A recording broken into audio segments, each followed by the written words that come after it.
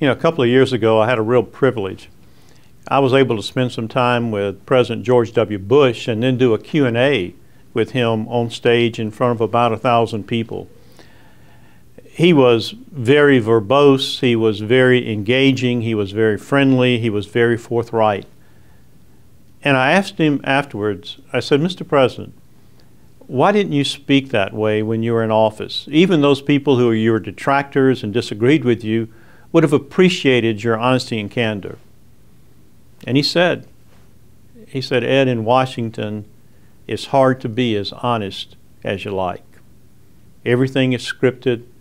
Every word is analyzed. I think that's epidemic for every leader. We somehow feel very uncomfortable about being honest. And so what does being honest mean for a leader? Well, I'm wondering if that happens to you as you are leading. Do you struggle being as candid because you want to be liked as a leader, because you don't know how to lead? So let me give you 3 things that might be helpful to you. One is make your communication honest. And by that I mean not to be brutal, but simply tell the truth. Be circumspect. Be sensitive in your wording. Dr. Ruiz, who wrote a little book, The 4 Agreements, he said, make your words impeccable. They are life and death to people. They create a reality. So be honest in your communication. Say what you mean and say it in a way that is constructive and helpful. Think about the strategic end that you're trying to attain through your communication. And I think honesty means transparency. That's a very overused word, and perhaps because it's so rarely seen. Transparency means that you can line up your actions with what you believe. Aristotle says that produces happiness when your actions animate your values. So be transparent. It doesn't mean you have to reveal everything. Some things are confidential. Some things are private in your life.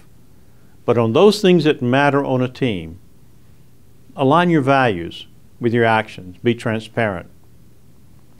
And I think the other is honest intent. People know not only do you act according to your values, but you use honesty as the intent of being helpful. You ever had somebody say to you, I want to give you some constructive criticism? Well, nothing good really ever comes after that, right? It's an oxymoron. You know, if it's constructive, it's not criticism. If it's criticism, it's not constructive. You can give candid feedback. And so have an honest intent. Be fair, be true with your words.